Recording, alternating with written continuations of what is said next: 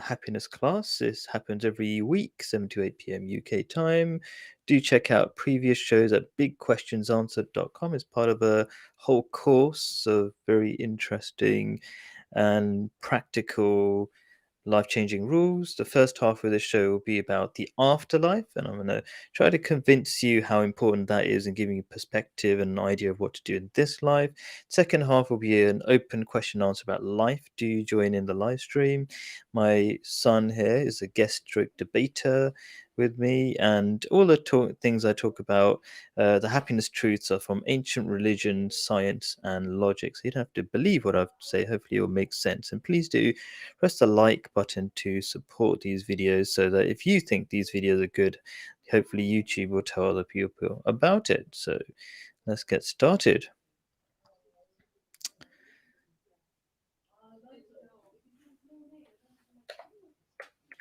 Great. Okay, so the first thing I think we need to talk about is proving that there is an afterlife and there is a heaven. Um, and so, how do we do that? So, how can we scientifically? I like to uh, put it down as a sort of question. How can we scientifically find out about the next life? Um, as I say, this is not just about me saying whatever I feel like. It's based on different ancient religions, and especially about Islam, which is the ancient and most reliable or unchanged religion. Uh, well, Islam is completely unchanged, I should say, but that's another topic.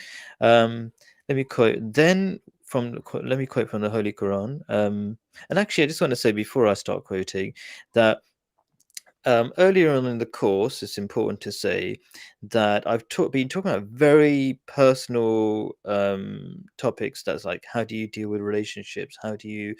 Um, how do you deal with the economic system so that it improves our lives as societies and things like that? Very direct things. But now I'm talking about higher level issues, which are also incredibly important to how you live your life. The first part, or the first like 11 um, classes, as it were what I call the foundations, like finding direction. How do you deal with money? How do you deal with government? What is love? Who's God? All this kind of stuff. How do we know God exists? What is success? Um, and then the second 11 were about building, and developing society and your life and things like that. So work, um, how do you protesting, religion, meditation, all sorts of other important things, like even homosexuality, finding the truth.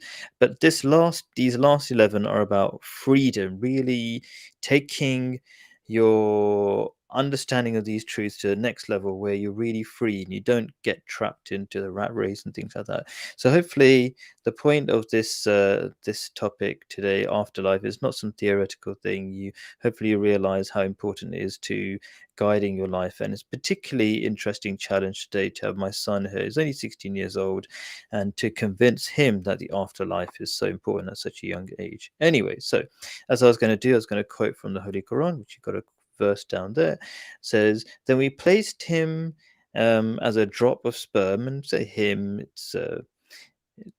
it's there's no sex really at this point. It's just the translation. Let's say, then we placed him as a drop of sperm in a safe depository, basically the womb.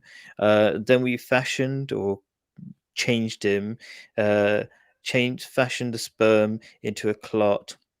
Dot dot dot. There's also some very precise descriptions of what happens to an embryo have been supported by scientists now, even though there's no way people of that time could have known. Then we developed into another creation. So blessed be Allah. That's the ancient name of God in different religions, the best of creators. Then after that, you surely must die. Then on the day of resurrection, you will be raised up. So this set of things that are happening are not randomly put together.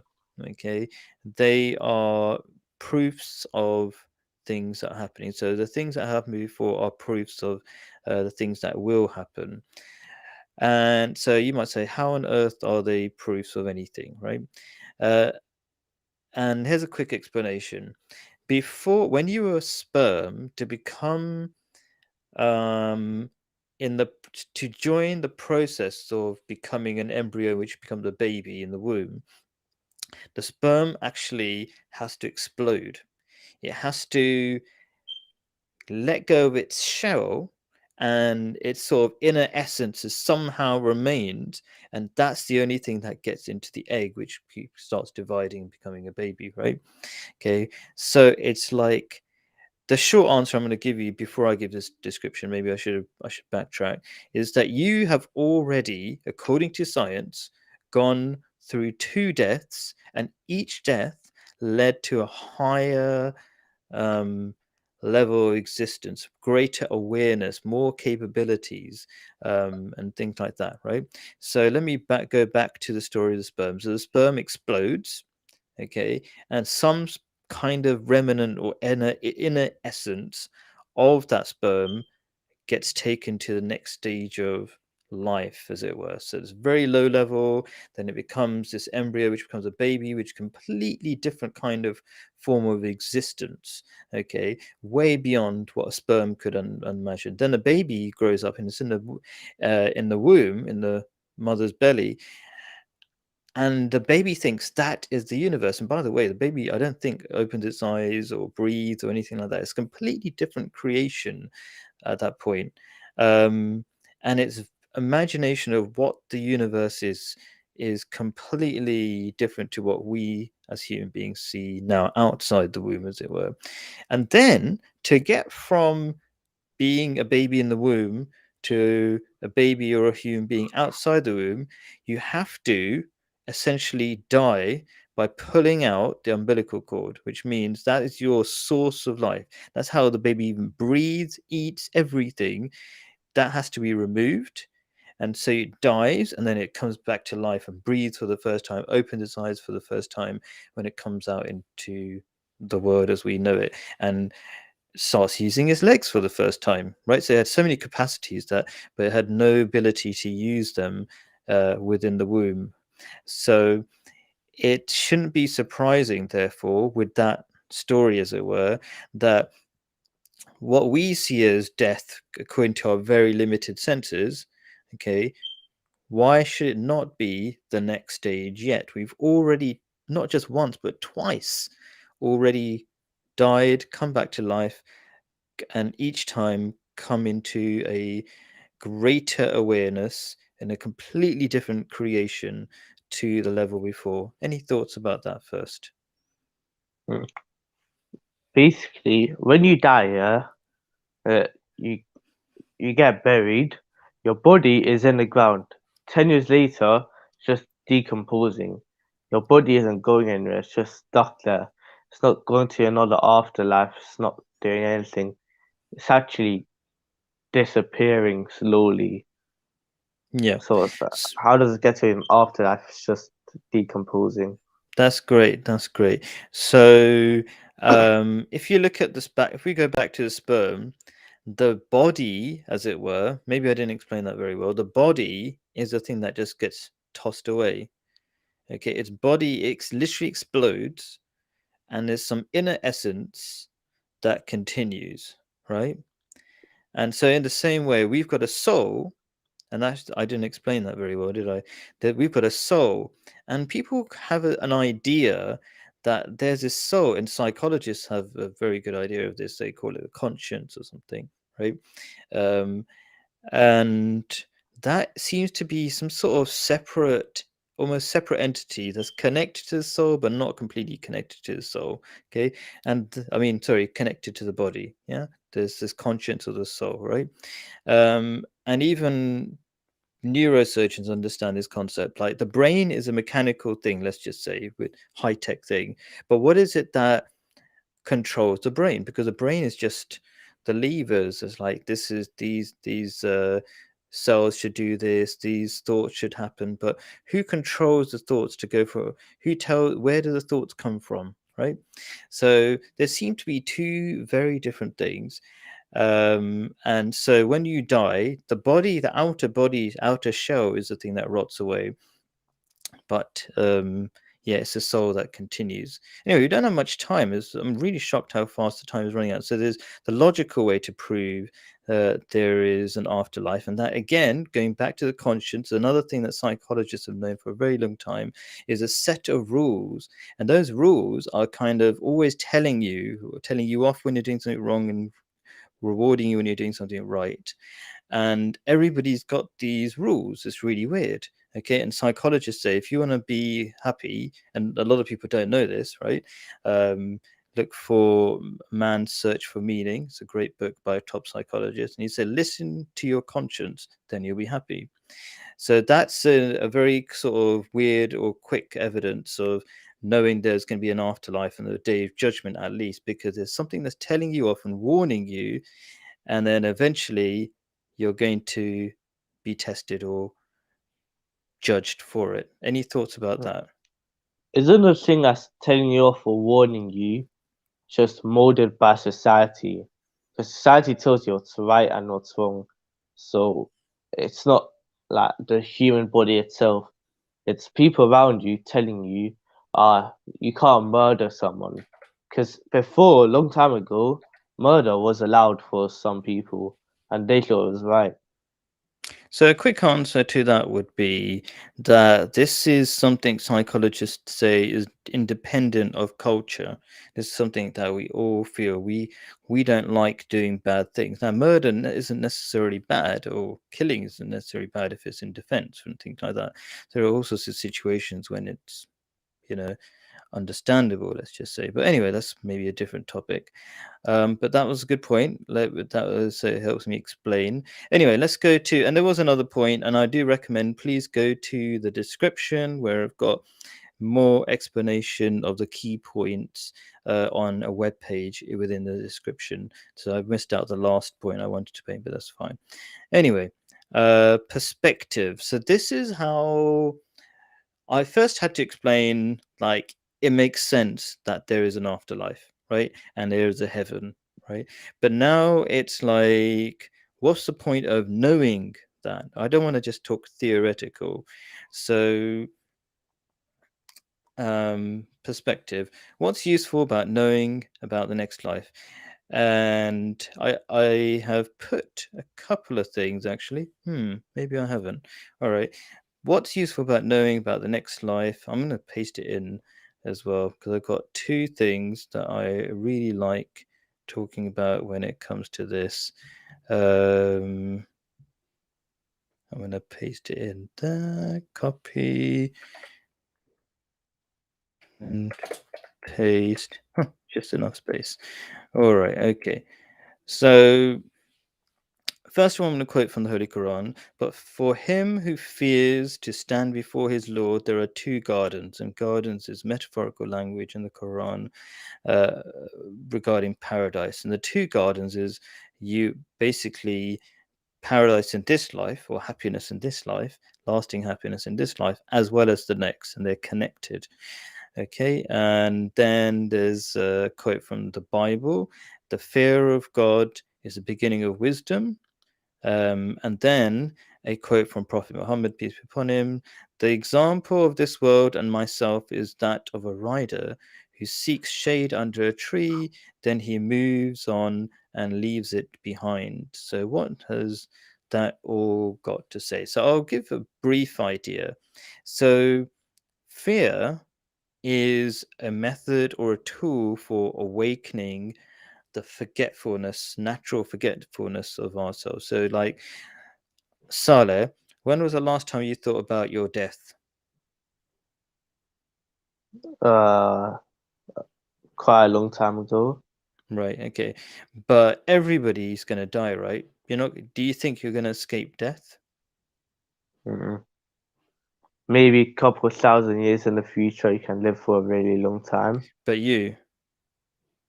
Maybe I could freeze Okay. myself Right. Okay. But and then get nobody on so from far has escaped death, right? So fair enough. Some people, you got some interesting points. Disney thought he's gonna, or has a half a thought that he's gonna escape death, so he's frozen himself in the hope that maybe he will somehow be brought back to life, right? Lots of couple of rich people maybe have thought that way. So fair enough. But most of us know we haven't got much chance of escaping death. It hasn't really happened ever before, right? And Disney's probably dead anyway, right? And if he comes back, that's a whole different topic. Anyway, so we're all aware that we're going to die, but we don't really think about it. And thinking about it really makes sense because then you plan for what you're going to do. So there's a nurse who's famously recorded the regrets of the people who are on their deathbeds or have got a very short time before they die. And then they really plan, I should have done this and I should have done that. Isn't it better to do that long before when you've got loads of time, when you're a young person like yourself, and you can actually plan the things that are really important rather than making mistakes about following what everybody else thinks you should do, right? And so fear is an amazing tool that I'm going to talk about that transforms your thinking. So, and fear of not fear of everything, actually only fear of the only thing worth being fearful for of, and that is God. And I describe it as the one fear that rules them all, as it were. Like it's a Lord of the Rings sort of quote, where the ring that rules all other rings, or power that rules all other powers. Right? Sounds a bit weird, um, but it's an extremely powerful way of um, realizing nothing really matters other than the long term view of what's going to happen with your life. What is it that you really want to do? So if you fear God, then everything else becomes insignificant. But if you don't fear God, everything, every tiny thing about like your hair, your fashion, all this kind of stuff, you start worrying about it, and that becomes a distraction from what's really important. And I've just picked very small things, like fashion and things like that, which young people might be concerned about. But when you get older, you start worrying about, oh, look at what my car is like, and you start spending loads and loads of money on things that don't really make you happy. And you know they don't make you happy, right?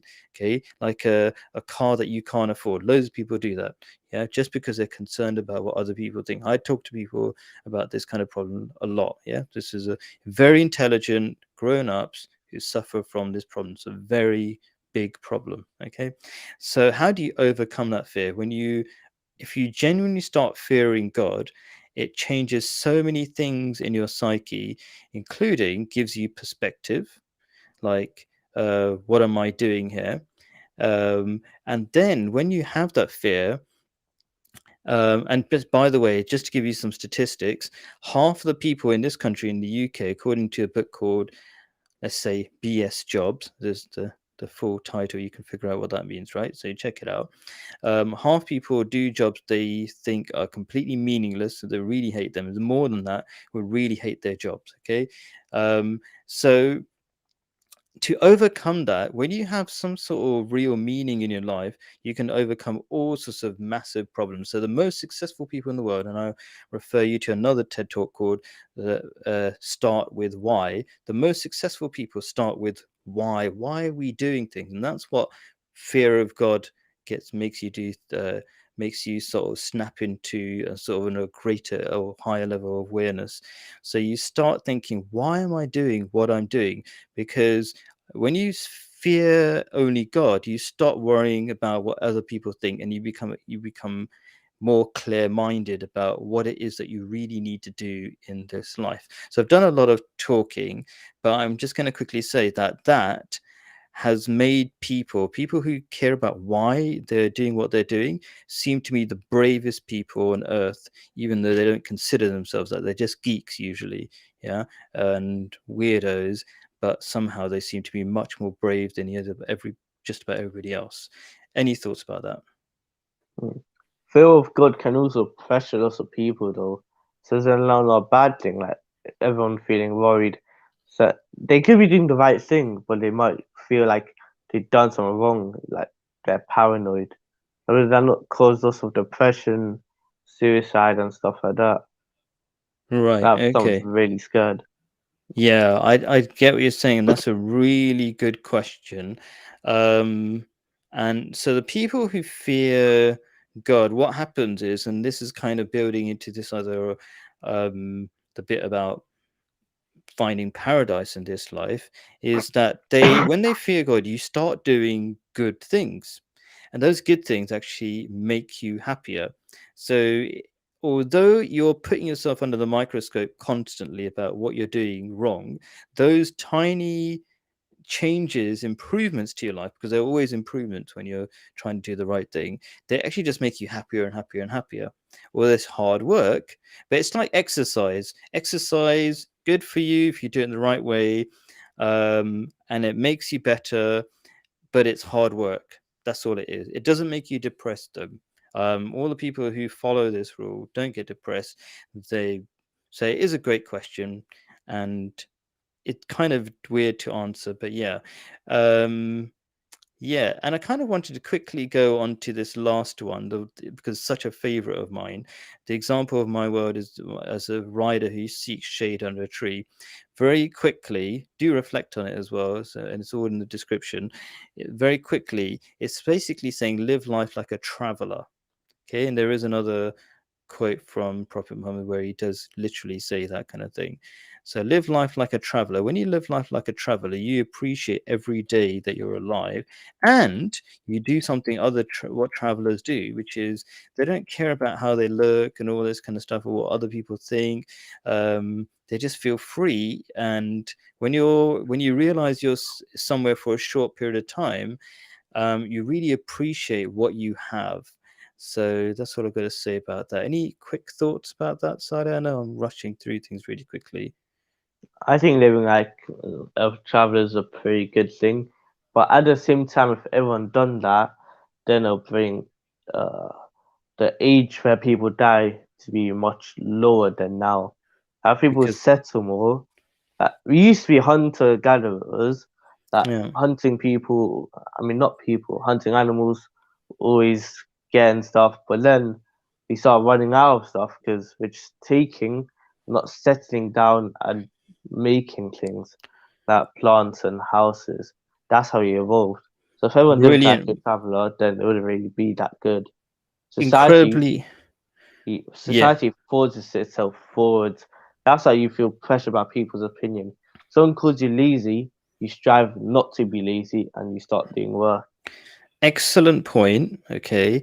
And it's something I've thought about for a long time. And you see, when you feel pressured to do things because you feel like you're going to look stupid, what you in theory that might sound like that means you're going to do better things, but actually you put so much pressure on yourself that you might fail, that you most people don't try at all. That's the big distinguishing fact between those who are successful and those who are not. Most people don't even try to do those really meaningful things. In fact, what they do is they go for really small, safe things, which don't really make society go forwards.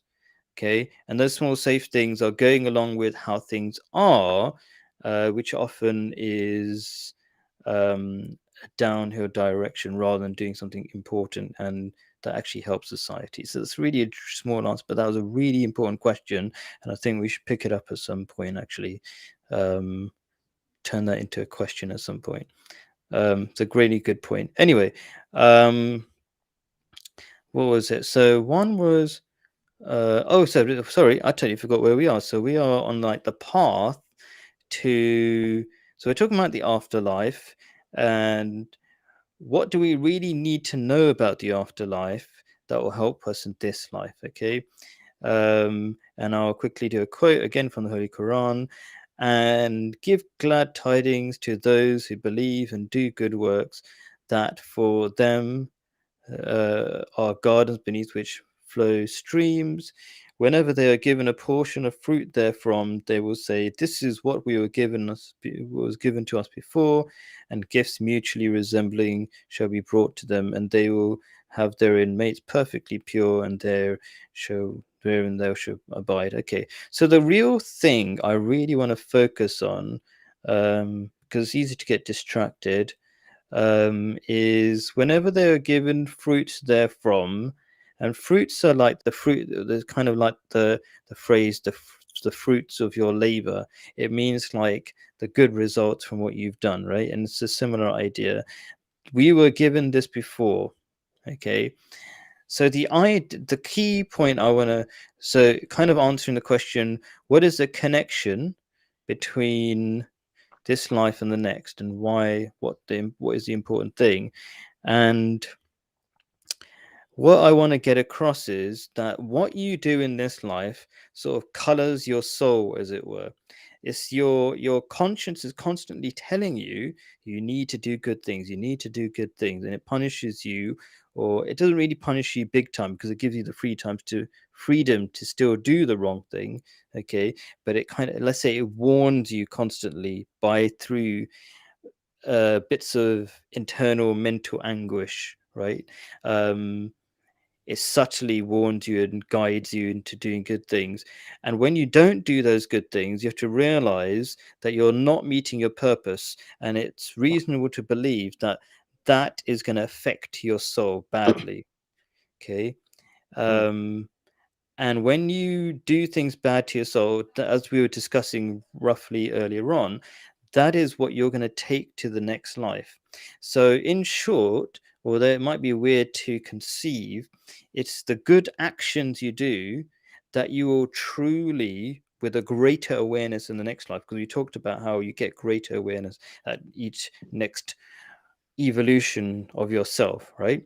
So you have a greater awareness and you go, oh, that good thing, you really appreciate how good and important that thing was compared to what our current existence is, which is relatively going to be sleepy, unaware, like we keep forgetting that we're going to die, which is actually another important meaning in Arabic of the word human being. Human being is one that forgets. We forget all these crucial things, that we're going to die and we made a mistake. We forget that we made that mistake. We keep repeating mistakes, things like that. So the connection, in short, is that what we do in this life has an effect in our next life. I feel like stealing a quote from Gladiator. Do you remember the movie Gladiator? roughly, Okay, in the beginning, he said this really cool things. This thing, he goes, "What we do in this life echoes in eternity." Do you remember ever hearing that one? No, you didn't nope. love it as much as I do. All right, I'll get you that one. Okay, so really awesome way of putting it. So, anyway, any thoughts about it? Mm, not really, nah. Only thing I Yeah, have to say is like it really depends on the culture you're brought up in, because not everyone has the same definition of right or wrong, even if it's the same period of time. Yeah, like everyone right now, people in Russia, people UK, different perspectives on what's right, what's wrong. Some things may be legal, something may be illegal. That do you get punished for the same things? You know, the same thing can be legal in one country, but legal in another. Like, how do you get sure. punished for eternity? Depending on the laws we have now or laws that never change, but we changed. Sure. So the actual punishment that you get in the next life is dependent on so many things about like what you were told and how great your awareness was. There are, it's not just depending on your conscience, and even your ability, your mental ability might be different from one person to the next. Okay, so it's not an exact science. Okay, but generally we have this set of things about what is good and bad. So let's say you're taking drugs and it's legal to take those drugs, but then you notice that when you're doing those drugs, even though it's legal to take them, you start doing bad things. For example, just say, right? So then you will feel bad about it. Okay, that's kind of rule book that's inside you. It's not a perfect system, but it gives you warnings when you're going in the wrong direction. Could you keep the camera kind of low? Thank you. Okay, so anyway, that's that thought. So why does God make you do random tasks to get into heaven? Okay, so we often get this idea, especially people who are practicing religion in a sort of mechanical way. I must do this and I must do that, then I'll get these blessing points, as it were, and then hopefully I'll get to heaven. Um, and when you don't try to delve deep into why a thing is happening, it can often feel like that. And so, my brief answer, because somehow the time keeps running out, but we're going to talk about this more actually in a later question, is that these are all meaningful things. So, for example, why do you pray? Because praying is a good thing if it's an example of being thankful to your creator who's giving you so much stuff. It's like a really rude thing to not be thankful. At least be thankful, or at least think about God. So, and actually, here we go. That is the question coming up. So really important question, because I've heard more than one person basically ask this question. So, don't non-Muslims have an easier ride to heaven because they just have to be morally good and they'll get in? Muslims have to pray times a day, etc. Okay, so this is a question from the right at the end of the last show, so we didn't really have time to discuss it, but I gave an answer in my previous video, a brief answer, and I'm going to give maybe a more in-depth answer now. And I'm actually going to repeat the verse of the Holy Quran. Okay, but rather than read it out again, just to say again, the key point is the idea that we're going to taste fruits that we have experienced before. So the good deeds that we experience in this life, we people who uh, habitually and keep working on doing good deeds experience a subtle. It's not like a euphoric kind of happiness. It's a subtle and deep kind of happiness, and so the soul is about subtle and deep things, but and our awareness of in this life is very limited. Just always keep reminding yourself, compare the next life will be your awareness in the womb of important things is like a zero compared to your awareness now. And so the next level up, you'll logically, reasonably have such a great awareness of things that are actually important. And the most important things are not like if you made a really tall building or something, or made loads of money, or were famous on Instagram. Okay, those kind of things are almost meaningless in the great, length of the universe. What God says is important, and if you think about it, are it's quite a hard thing to think about or really appreciate, but it's kind of the good things. Like if you look back at the whole universe and you go, what happened in that universe? Oh, they made tall buildings. Well, compared to the rest of the universe, how massive it is and how crazy it is, like look at the sun and you're like, okay, you made a building a kilometer tall, the Burj Khalifa or something, like, so what? But you maybe, I don't know how it's hard, I've thought about this. You just thinking about, like, there were good people on that planet Earth and they did some good things. Somehow for me that's more valuable, and God says that's the most valuable thing.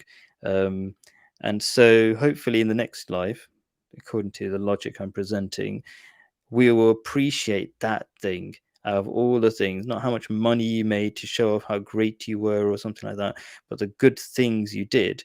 And so, kind of getting into the question, which is like the sub question I tried to do: does God set random tasks? No, they're all the most meaningful things you could possibly do on Earth, right? But they have levels, right? So the levels are to start from your to improve yourself from an animal, to differentiate yourself from animals. So keeping yourself neat, organized, cutting your nails, keeping clean, all this kind of stuff, and that kind of develops you to a kind of more controlled human being. And why would control be important?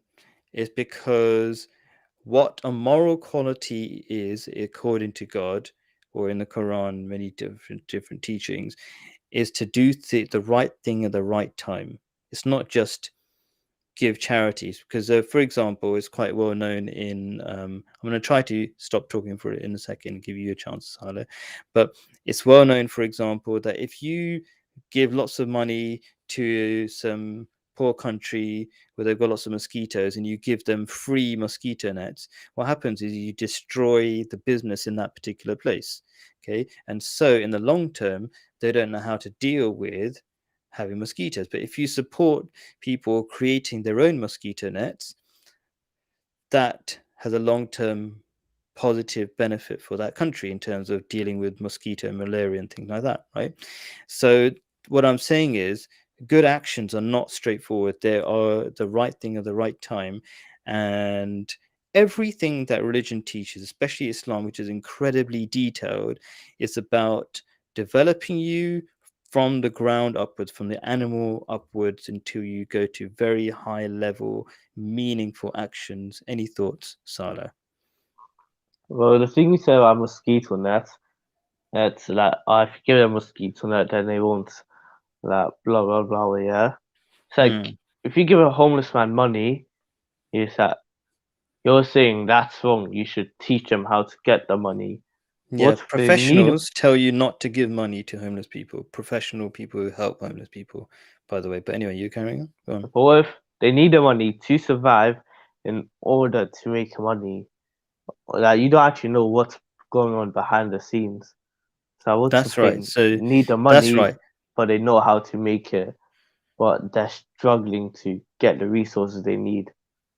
Sure. Okay. So very quickly, the reason why the people who are experts in this, not that they're always right, and this is general advice anyway, is that often if they're on the streets, it could be sometimes because they've got a drug habit and you're feeding that drug habit. So what I do, because I don't know them personally, if I'm giving, I say, what would you like for food today? And I'll buy that particular thing for them, right?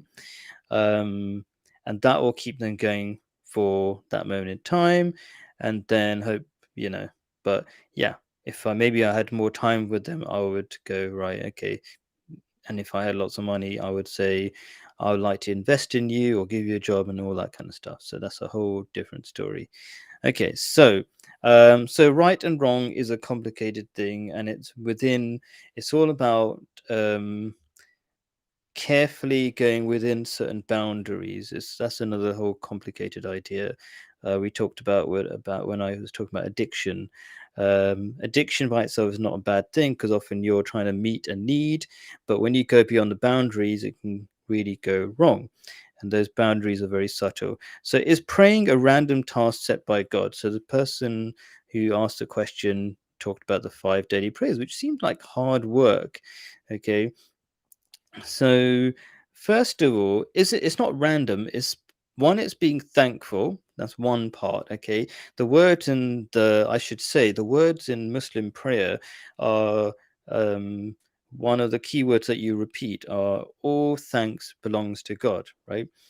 And there's so many useful words that you just repeat and they remind you of what's important. Okay, so one of the great difficulties we have in the Western world is that in spite of having lots of people, lots of things, and this applies to lots of really rich people as well, we become really depressed because we get used to what we have. So just these words are incredibly helpful. And um, I remember listening to a convert to Islam, and Islam's the fastest growing religion in the West. And he was saying, like, how at first, when he thought about praying, he thought it's really annoying thing. And then he thought about he's in a high pressure job, a trader, stock trader. And he thought, wouldn't it be really nice if my boss would have these breaks basically. And so meditation and praying is like meditation very briefly, and loads of people love doing that, right? So basically these are really useful things and for this life, and they're good actions like being thankful and praying for other people and being grateful for the things you have, and etc etc. So any thoughts about that? Mm. If praying is just to be thankful, then kind of just say, thank you, I appreciate this. Like, every now and then, so you remember, but it's like, shouldn't people are thankful in different ways?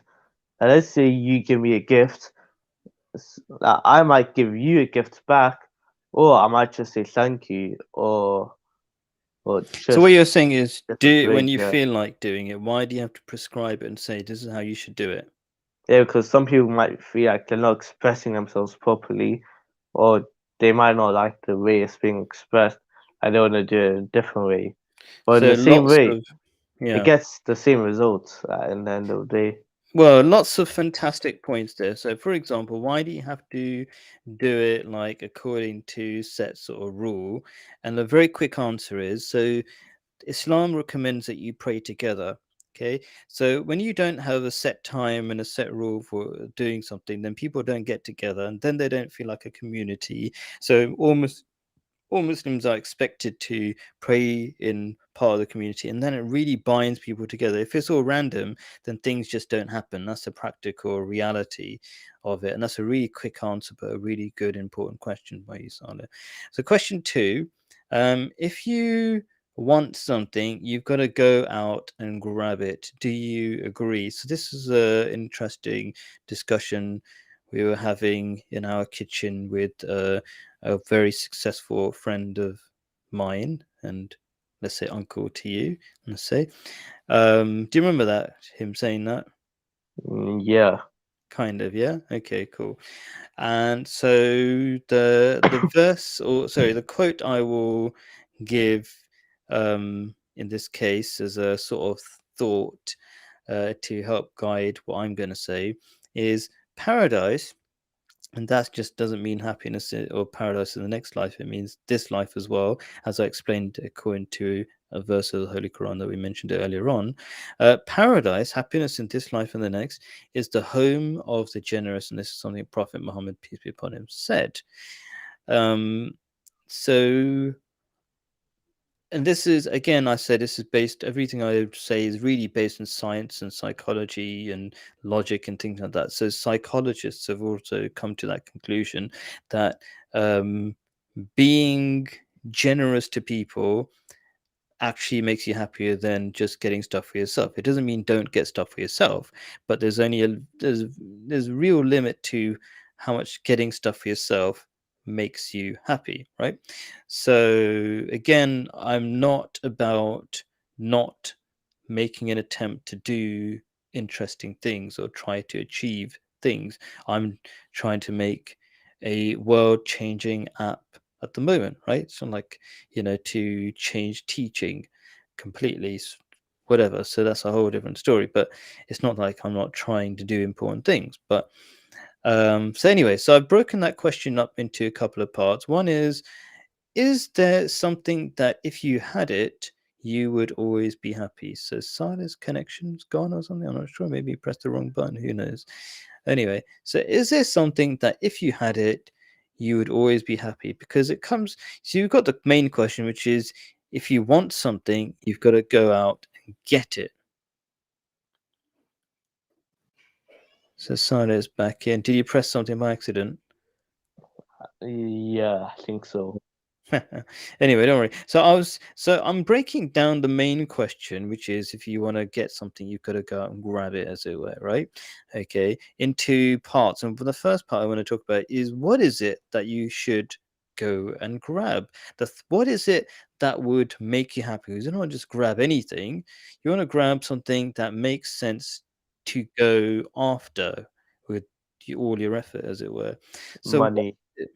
Money, right? So famously, there's so much evidence, and so many rich people talk about this, and I know so many rich people because my job has been for a very long time to work with very rich people, tutoring them. Okay, and there's so many problems with having money. Money, it might sound really strange, but there's tons of statistics, tons of research by psychologists that tell you that money does not make you happy, right? And so many rich people are saying that it doesn't make them happy, and there's so much evidence, not just them saying, but like so many problems, and there's a logical reason why. Okay, and you can see, even forget rich people, even yourself, right? If you look at wealthy, generally wealthy countries, they're often really unhappy compared to poorer countries, even though those poorer countries aspire to get to the wealthy countries, right? It's a whole different discussion. But what makes people happy is connection. And when you get more money, um, it means it gives you more choices. And it's really hard to make the right choices to make you happy for the long term because we don't tend to think very much about our choices deeply. We kind of have like instant gratification kind of choices, right? Um, or even, yeah, we have all sorts of wrong motives for those choices, like, oh, I will look really important, or I will make more money if I go for this job. So yeah, money is oversimplistic, doesn't really, is not really that thing that makes you happy. But I'm glad you said it because Yeah, but you're saying money it takes away from being social. But some people would use the money to be more social, like for transport, to have new experiences. That makes people happy. But there's also something else I want to say. There's these yeah. two quotes that I know, but they Mm. have very similar purpose, meaning. One, rich people always say money doesn't matter. Beautiful people always say looks don't matter. So it's very hypocritical at the same time. Because if you take away that money, they would know what depression is. But if you give them their money back, then they're like, ah, I'm depressed, even though they're just being ungrateful. Because they don't actually know what's worse. So if I give you a chocolate bar and you never had chocolate in your life, you would never know sweetness. You'd be eating plain stuff because you don't like you'd appreciate it more. If I give you chocolate, your standards go much higher, and then you'd be depressed by eating plain stuff. So it's like Okay, some doesn't really. interesting ideas there. Um, First of all, we have to have the right concept of who are rich people. So the richest person in the world is called Elon Musk at the moment, and he was definitely not rich always. And you should think about, let's think about his relationship to money, right? He is literally risking all his money all the time, constantly, right? And he sleeps in his office. It's not like he spends the money on himself, right? And he did buy loads of houses and he's selling them all off again to invest in his business, right? So he doesn't really spend the money on himself.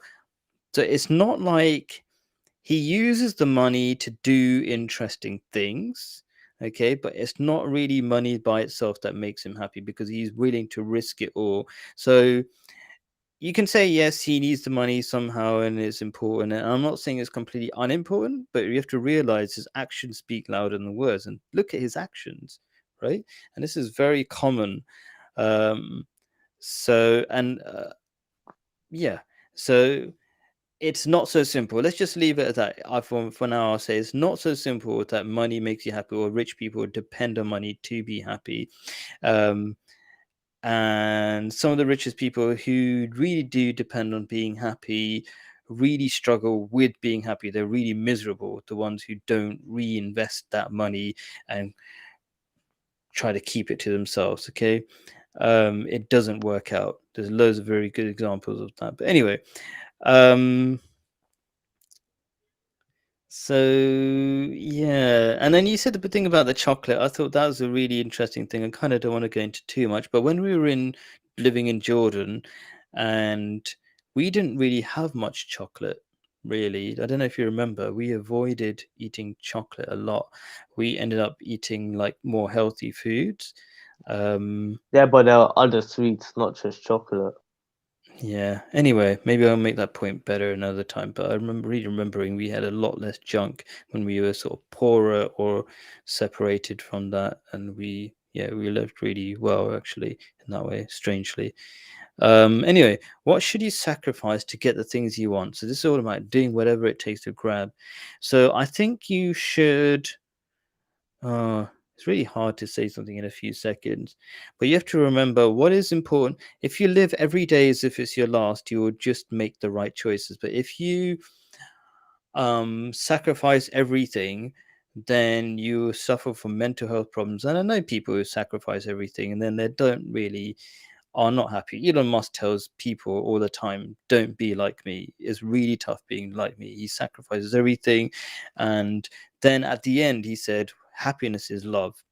Listen to him on Joe Rogan, and he'll tell you a very different story. So, anyway, yeah. So, maybe I should put summaries for these short questions as well, because I never have enough time to say everything I want. Anyway, last question. Hopefully, you're benefiting viewers in some way from these ideas. Let's go here.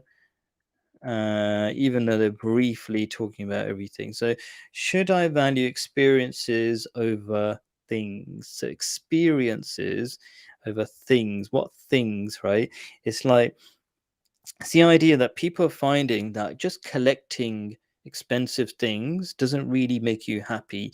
You should be looking more for the experience you get from that. So there's a person, loads of people are saying this kind of thing nowadays, right? One group is called the minimalists, who found that they feel a lot more free when they basically get rid of most of their possessions, and then they feel like they're not just collecting and collecting useless things, wasting loads of money on useless things that don't make them happy. And then they try to find out what does make them happy, and they focus on that. So, in short, my response to that would be is, when you start thinking more carefully, you're going to make better choices, and then you're going to be happier. It's a bit like driving a car. Most people are driving a car without their hand on the steering wheel and just pressing accelerate. Okay, you're going to crash, and people crash a lot of the time. That's why mental health is such a big problem. Okay, but if you at least have one hand on the steering wheel because you thought about roughly where you're going, that is going to help you. So I'm going to try to control the amount of I talk, and say, I mean, that's a brief idea. Oh, I forgot to read this quote. A seeker after knowledge amongst the ignorant is like a living person among the dead. And you might say, what's that got to do with anything? If you if you start thinking, this is just this is the idea. If you just start thinking about what you're doing, you are going to feel far more alive than the person who doesn't think. And very few people really think about what they're doing with their lives. And that's kind of what I want to get across in these videos. Just start thinking. If you don't even if you don't agree with everything I'm saying, if you take one idea and you thought about it and it makes sense, do that, and it will improve your life so much. Anyway, what are your thoughts, Salo? Mm. Oh, It's hard. Go on. it's just very dependent. Like people improve their lives in different ways. People need different things. Like let's say you're in a uh, like you like to win in competitions, and you're weak and skinny. You'd want to go to a gym, and then you'd want to win competitions. But if you're naturally big, then you won't have to go to gym to achieve your goal. You might want money or something like that. Everyone's Hmm. different in what they want or they want to achieve and the direction they want to go in. No one has the same goal. Unless if you look at it from a religious point of view, everyone's goal should be to go to heaven. But it's very dependent stuff you're saying. Very Hmm. depend on the person. Right. Okay. So first of all, the things that make us happy are actually not that dependent. There's the study of psychology is based upon the idea that it doesn't matter what your culture is, where you live, and all these kind of things. We have some things that are common amongst all human beings.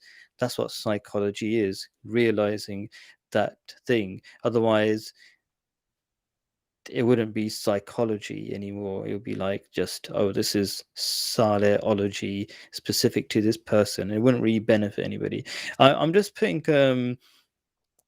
a quote up from Hazrat Ali, the fourth successor to Prophet Muhammad, peace be upon him, and he said, "Work in this life as if you would live forever and work for the hereafter as if you die tomorrow.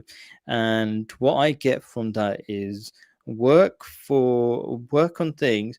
You don't know how long you're going to live, but work on things that will stay after you. Build on making a better future.